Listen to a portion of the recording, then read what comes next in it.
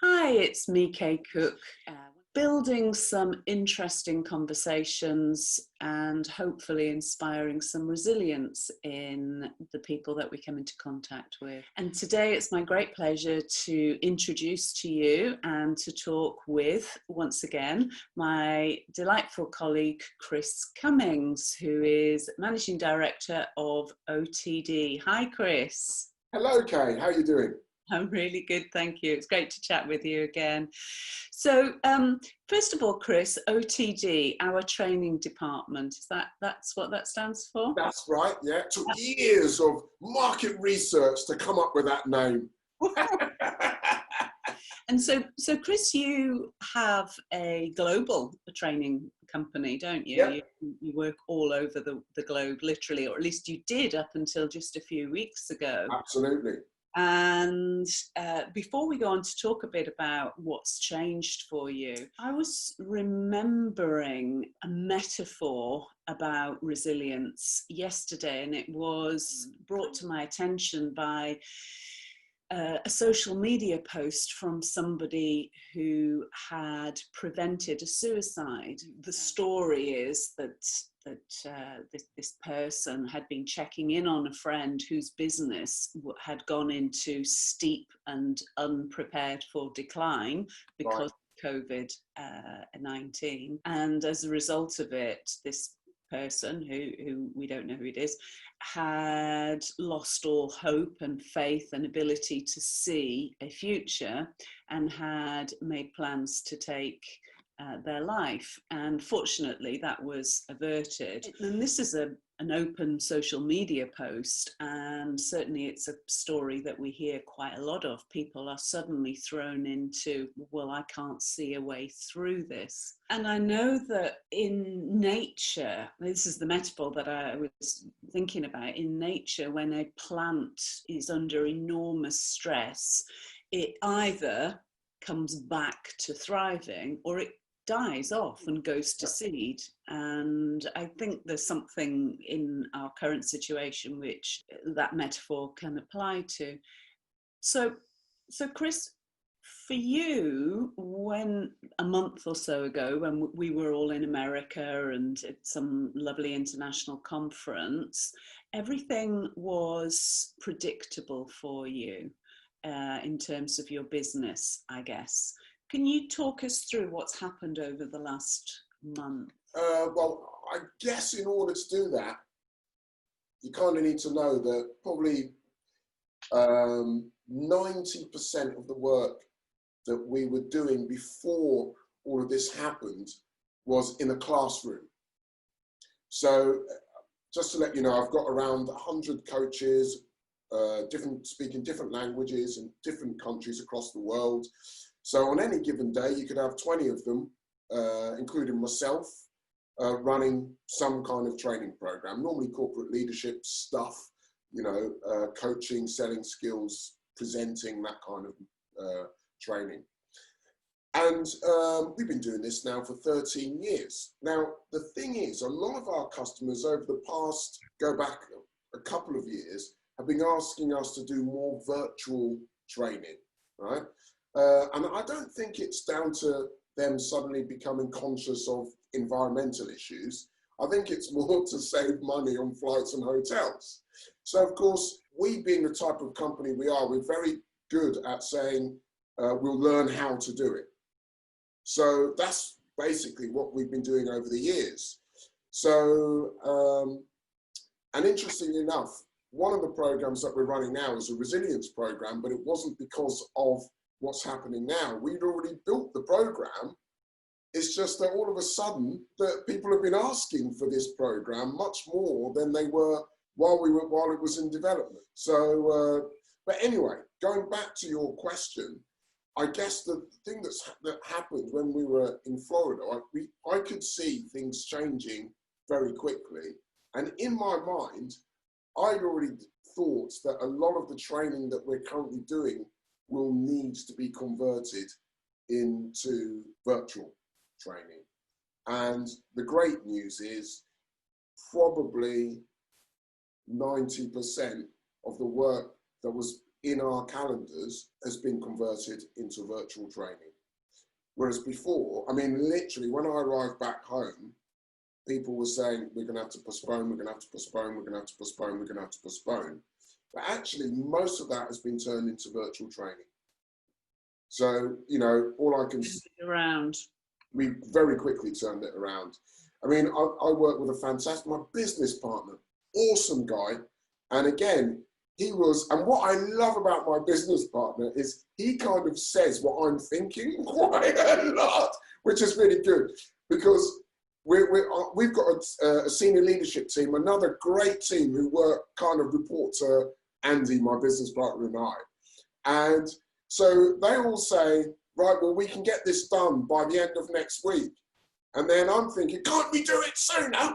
And Andy says, can't we do it sooner? And I'm like, yes, well said, Andy. I mean, I do have my moments as well, but I love his sense of urgency. It's fantastic because it's the same as mine. It's just expressed differently, you know? So I think we were both on the same wavelength. And I have to tell you, when I arrived back at Heathrow Terminal 3 on that day in March, I did feel like the weight of the world was on my shoulders, because I'm thinking all of the people that work with us, I'm not saying they're completely dependent on us, but at the same time, you know, a lot of the work that they do is through us. So I feel it incumbent on myself and Andy to continue to provide them with this work. That was going on in my mind as well.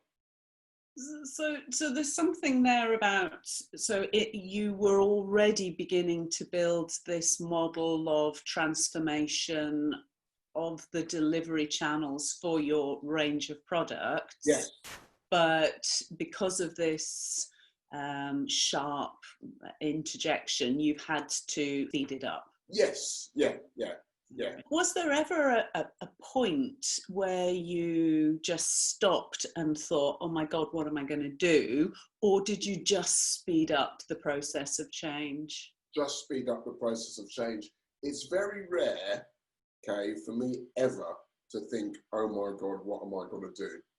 The last time that happened to me was when someone kicked me in the back of the leg playing football and I ruptured my Achilles tendon.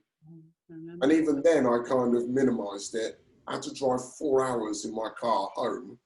And then I got home and my wife said to me, you need to go to the hospital now. And I said, no, it's just probably a flesh wound. I'll just go to the physio. And she said, no. And her being so insistent made me go to the hospital. So, you know, I kind of never think anything's a disaster, which I don't know whether that's delusional, but I'm always, in my mind, I've always got a plan. Yeah, and that's what I wanted to come on to, Right. Chris, because I think that you know, that's what we're both NLP trainers, and Yeah. we both use the NLP strategies and teach them too. And one of the strong tenets of NLP is thinking on purpose, Yes. thinking intelligently, and making good plans, good thoughts, good pictures for the future. Yeah. And I know that you do that. That's your way, isn't it? You are thinking ahead and running ahead. On a personal level, because this is you, it's not just your business persona. No. This is you, isn't it? This is who you are. When you say that you never ever think, oh my God, what am I going to do? Does that mean, I'm just thinking, what is that like for you? What are the pictures and the sounds like as you keep running that motor forward? Well, I think I'm quite good at imagining what the future's going to be like, but enjoying what I'm doing currently, if that makes sense. And also, I'm not disappointed in what happens in the future, except for when I'm watching my football team. But seriously, that's the only time when I think, oh my God, right? But it's beyond my control. I mean, even if I went on the football pitch myself, I'm twice the age of the footballers, so there's not much I could do in that situation. But you still can't help having that fight or flight feeling when you're losing 3-0 at home to your arch rivals, right? But just let me just clarify this. So the only time in the whole of your life that you get stressed, No, not the whole of my life. watching Arsenal. Is that but it has formed a lot of stress in my life. I'm just telling you, and it gives me context and relativity, right? I'm just telling you that, right? I'm just making a note, #Arsenal. Yeah, I know. So that's the only time I can really feel my heartbeat, when I do feel that kind of stressful feeling. And, in the past I've felt like it, but I've learned to manage it over time, and there have been a lot of interventions I've had in my life which have really helped me. Like what? Well, doing martial arts for years, that really helped. I think that stopped me from being an angry person. I used to be angry about a lot of things, and it kind of helped me to give me back control of my own emotions a lot. I think having a family kind of helps as well. Being married to a lovely lady who, ultimately is the yang to my yin, as it were, So maybe she takes all the stress. And I think as a salesperson, my whole thing, and this may sound a bit glib, but as a salesperson, I was always striving to be the best at anything, even not just a salesperson, karate, salsa dancing, right? Anything. If you ask my friends, they'll always say, oh yeah, Chris, as soon as he takes up something he's doing, he wants to be the best at it, right? And it doesn't mean that I want to be the best compared to other people. It's I want to really prove to myself that I can do it and I'm doing the best I possibly can. And it's the same with the business, Yeah, that makes huge sense to me. It reminds me of being a brownie guide. I promise that I will do my best. Yeah. And yeah.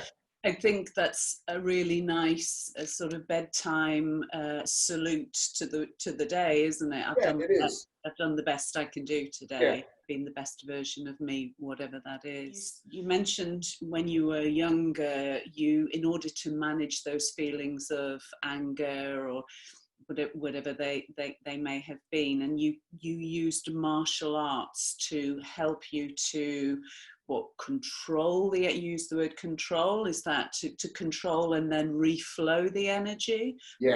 Is that how it was for you? Yeah, because I think before, what I used to do, so when I was at school, a lot of it was based on racism, if I'm really honest. I think going into school, I was always kind of the minority, and I spent a lot of time trying to prove to other people that I was as good, if not better. Even my teachers, they weren't expecting me to be smart, based on whatever stereotypes they had. So I would then go home and I would study. You ask my mum, I mean, I didn't have a childhood. I would go home and I wouldn't, I would literally put my school stuff down, have my tea, everyone else is watching Grange Hill. I'm trying to work out how to solve this equation because I don't want to look like an idiot when I go back to school because my teachers probably thought I was anyway. Does that make sense? Wow, yeah, absolutely. So, well, I kind of took that into everything throughout my late teens, even going to university, it was the same, although I did discover girls and alcohol there, so that kind of softened me a little bit. But yeah, all the way through school, I was quite angry at a lot of things, and I wanted to just show everybody who the real genius was, like in the cartoons, So hero. Yeah. I really wanted to show them that I could make it, that kind of thing. So I sort of angrily passed my A-levels, as if to show the teachers, yeah, see, 10 years ago you said I was a dunce. Look now, But then I kind of managed to, I got to university, got a degree, went into the workplace, and then I kind of started doing karate at the same time. And then it was kind of, well, who are you trying to prove this to? Just prove it to yourself. Look in the mirror and make the decision for yourself. Are you doing this for you? Are you being a better you than you were a week ago, a month ago? Or are you trying to do this for other people? Why are you doing this? And I thought it was just to stay fit. And in doing that, it kind of, I learned a lot about managing my state, and working from the inside out rather than the other way, you know? And yeah, in those early days, it was the outside world that was driving you, wasn't it? Absolutely, absolutely. But now it's the inside world that drives you. Yeah, yeah. And so you've spoken about martial arts as a way of harnessing that energy and transforming it, and building it inside and transforming it into the world that you operate in. Is there anything else that you do or think that you would go, yeah, that's a part of my resilience arsenal? Yeah, I love how you use that. Martial arts aside, I was always very disciplined. So, you know, I do love a routine. So when I used to, I read books like Viktor Frankl, and Man's Search for Meaning. Great book for anyone to read. It really helps you to put things into a frame. And also like Nelson Mandela's Long Walk to Freedom. I mean, it's a long book, but there were things that he did to keep his spirits up while he was in prison. And I thought, well, there's not much chance of me going into prison based on my current behaviour. However, that gave me context. And I thought what they did, they always had a routine, and that really kept their minds focused. And so I've always had a routine. So I have a daily routine when I get up to get my mind in the right shape. Yeah. And I also have a physical routine. Okay. So what do you do? What's your daily routine that you would not do? So every day I have a set of cards, right?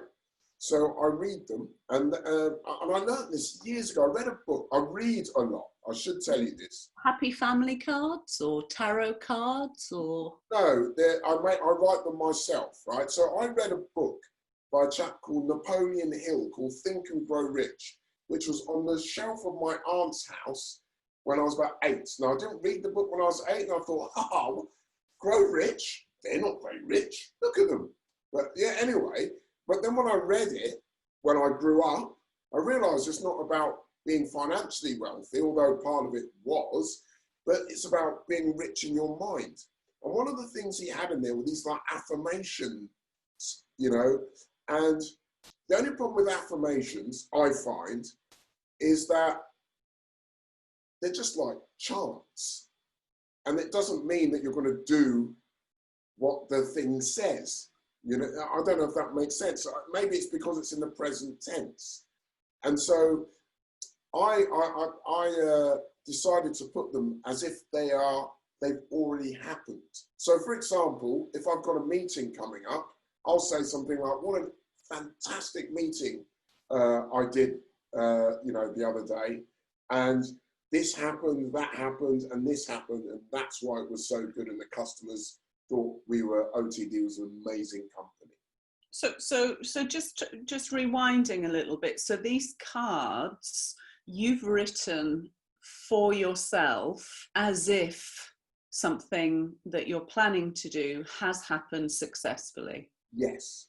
And the reason I do that is because, you know, I've read loads of stuff about the unconscious mind, and it kind of tricks the unconscious mind into finding the ways to make it happen.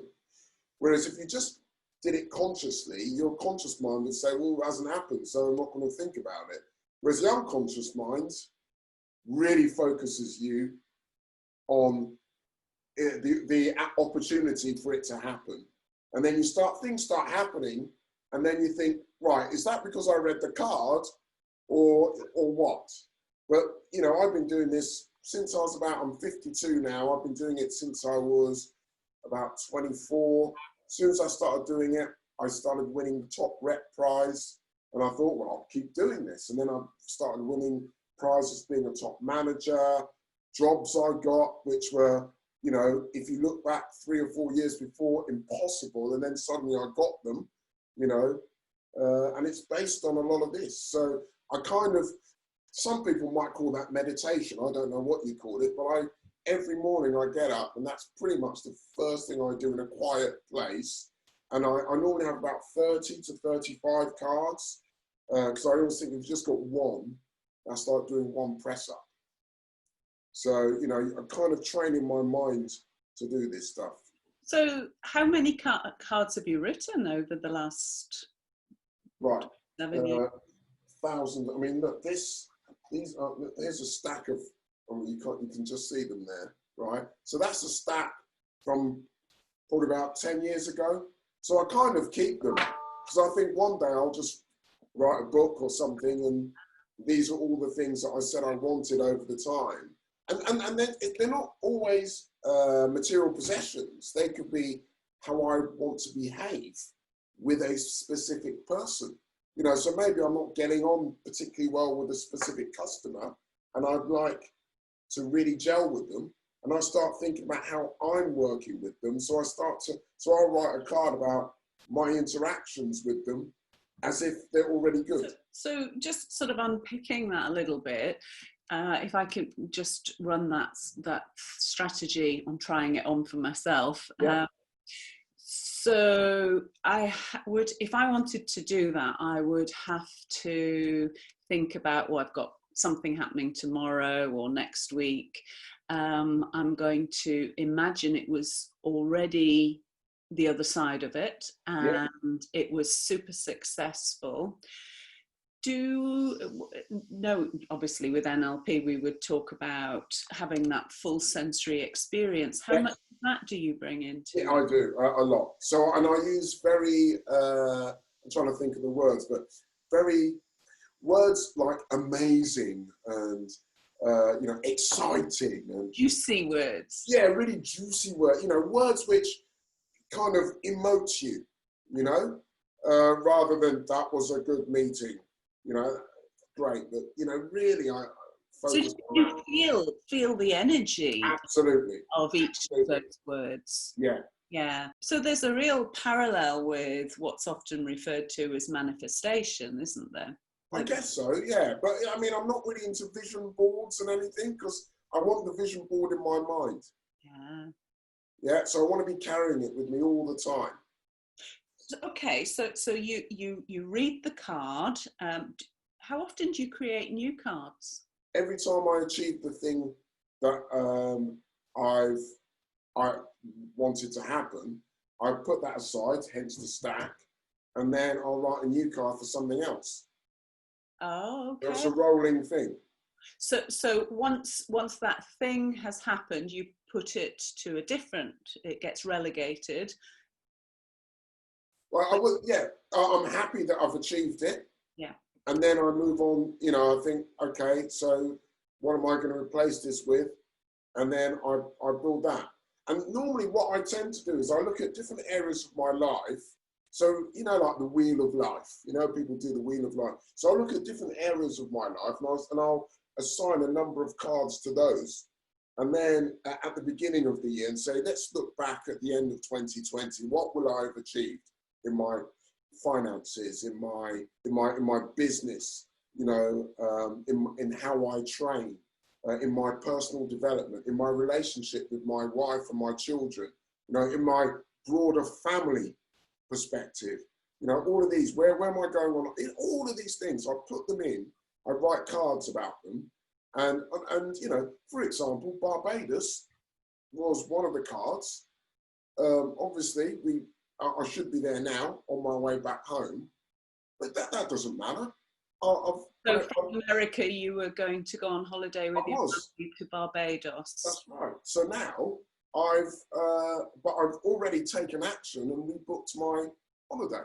So that's kind of, so I don't sit there thinking, what am I going to do? I'm like, right, okay, I promised that we were going, so I'll rebook it, you know, and I do that with all aspects. You know, go on, please. In the cards, then, they have to be things that are entirely within your control. Yes, and when I don't know. Yeah, I guess so, because even if, for example, I don't have some of it might be for new business, but I won't say a specific company I've suddenly started working with. I might say, wasn't it amazing that I managed to sign up 3 new accounts this year? But then in order for me to sign up 3 new accounts, that means I need to do a lot of things. I need to be out there doing stuff. And then suddenly someone might contact me, or a customer from an old account might move to a new company. And then they'll say, Chris, or I will say, I'll stay in touch with them. And then they'll say, oh, well, we're looking for some training. Can you meet me, or can we set up a time? Now, if I hadn't written the card, I might not have bothered with that. Does that make sense? Yeah. So there's something in there about one of the NLP presuppositions of intention sets direction. Yes. You're setting your personal GPS towards something. Absolutely. And you must have a trust that the rest will catch up. Your brain knows how to take action towards that. Yeah. The other thing I think that's an interesting for me parallel is the world of sport. You are very sporting and sporty, and in the sports world, we know all of our elite performers have the ability to visualize their success, which is a similar process to the one that you're describing. Yeah, agreed. And again, I should have mentioned that I was a top athlete from the age of about 8 to the age of 17. So I did used to run at quite a high level, at least county level, and I was training with elite athletes quite a lot. So my coaches used to kind of help me to visualize, and I did triple jump as well. I believe my school record still counts from 1983. And again, in order to do any of those kind of field events, you need to imagine having done jumped, So you definitely need to have very vivid pictures. You have to create those neural pathways that they're automated for the brain to do it. Absolutely, absolutely. Okay. So, Chris, do you think you were always destined to be super positive, optimistic, strong, winning mentality, go-getting, resilient? Don't know how many other words I could find to describe you. Well, I don't think this is a genetic thing. I'm not saying that my parents aren't go-getting and aren't positive, because they are, actually. I guess the thing is, I learned very quickly that it's not your family that makes you successful. You are responsible for yourself. And so that's the thing that's really kept me going. And the other thing is, if I promised myself I'm going to do something, I will do it. There's no way it's not going to happen. It will. So, that kind of helps me. And a lot of times I'm laughing, joking, smiling and all that kind of stuff. But even that is kind of, if you saw me at the football, you wouldn't see me laughing, joking and smiling. Crying, really annoyed, stamping my feet, just with the other guys sitting next to me the same. So, that for me is, it's like my base state.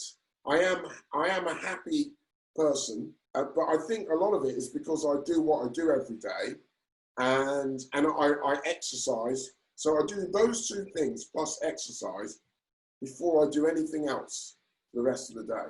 What kind of exercise do you do?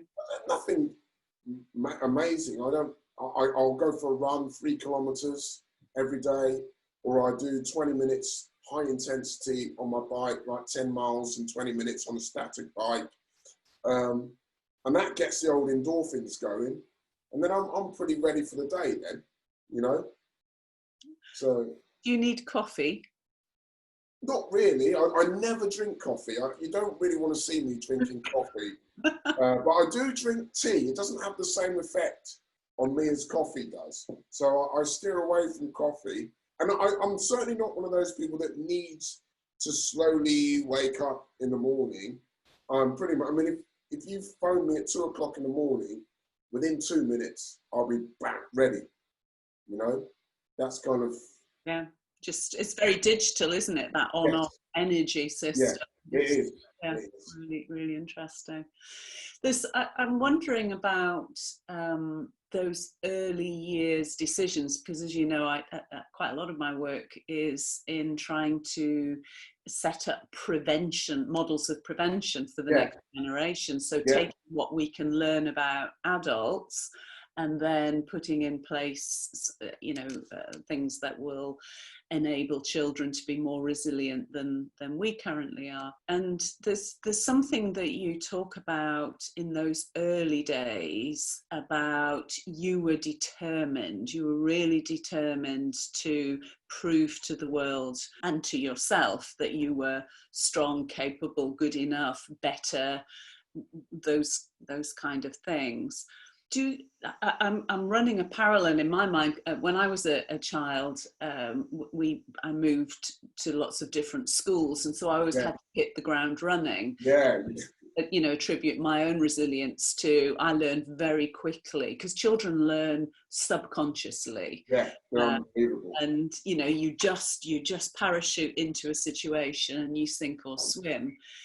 And I myself felt always very determined to come out on top, and that was my survival, if you like, strategy. I'm also aware of other kids who took the other route, and I'm sure the same was, you were aware of that too. Other kids who just said, it's not my fault, I can't do anything about it, I'm helpless. Do you have any kind of perspective on, I'm always very interested in what we can influence the next generation towards, and what's the responsibility of a parent, a caregiver, a teacher, to drive those kids forward? Because I'm guessing for somebody like you, you probably didn't need a huge amount of driving forward by your parents or teachers. No. Other kids would have been? Yeah, well, I mean, my kids are, some of my kids are like it. I've got 5 children. So, they're not all the same by any stretch of the imagination. And I kind of think that sometimes it's about the pictures you're creating in your mind, isn't it? And I guess the bigger the picture of what you want, the easier it is to draw yourself towards it. And I always have big pictures, and also I'm a very long-term thinker. So a lot of people can only think, or a lot of children can only think, the next month or 2 months. And I don't know what was weird about me, but I'd think 5 years from now, 10 years from now, which is strange. It is for a child, isn't it? I know. Children generally are, as you rightly say, just thinking about the next gratification, aren't they? But you have that long term. Yeah. And that is the mark of resilience, isn't it? Because you're connecting what you're doing in the immediacy right through to the next thing, the next thing, the next. Agreed. And running through time. And So did you ever, as a child, imagine that you would be doing what you're doing today? Yes. That sounds really weird, but I maybe not in the way I'm doing it now. I think in those days it was more like the house I would live in, the car I might be driving, those sort of things. From the age of about 10, I kind of already knew. And even when people ask me when I was 10 years old, what do you want to be when you grow up? I'd say biochemist. And my degree was in biology, and I did biochemistry. So, it was that level of determination. So it's slightly, but then that kind of, it's really dangerous to be like that, because you kind of end up being not particularly empathetic towards other people sometimes if you're not careful, because you kind of think, well, why can't you see what I'm seeing? So you have to be, very mindful of that and allow people to see their own pictures and then help them to, you know, fill it in and create the image that's going to draw them to, you know, get them excited and determined. How did you become aware of that? It was only when I actually went on the NLP programs that I became aware of all of these things. I didn't know any of this stuff. I just kind of thought, you know, that's how it was, you know. But then I became consciously aware of a lot of that at that time. Mm. Yeah. Yeah, so interesting, isn't it? How NLP, once you realise these things were already in place, we now have a framework, a model, a set of principles to hang what was already in existence on, and to calibrate the world. And Exactly. Yeah, that's another discussion for another day. Yeah, true. Chris, as always, I'm sure I could bend your ear, listen to you both, both parts of you. No, listen to you. There's a true model of resilience and inspiration, and just a thoroughly nice guy.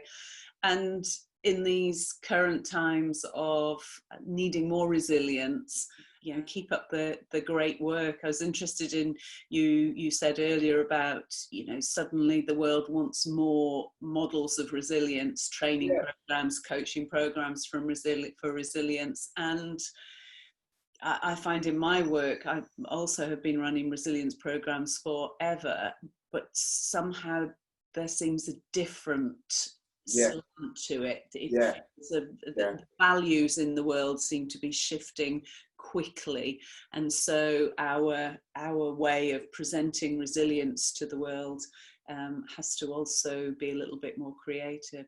And I hope in some way that our conversation inspires somebody to check out who Arsenal might be. I think they're a football team. I think they're in the UK, not sure. And to check out your company. Website is www.otd.uk.com. Thank you very much, and keep up the amazing work. And I really look forward to speaking with you again, Chris. And in the meantime, thank you so much. Stay well, stay inspiring, and we'll see you soon. Thank you, Kay. Take care.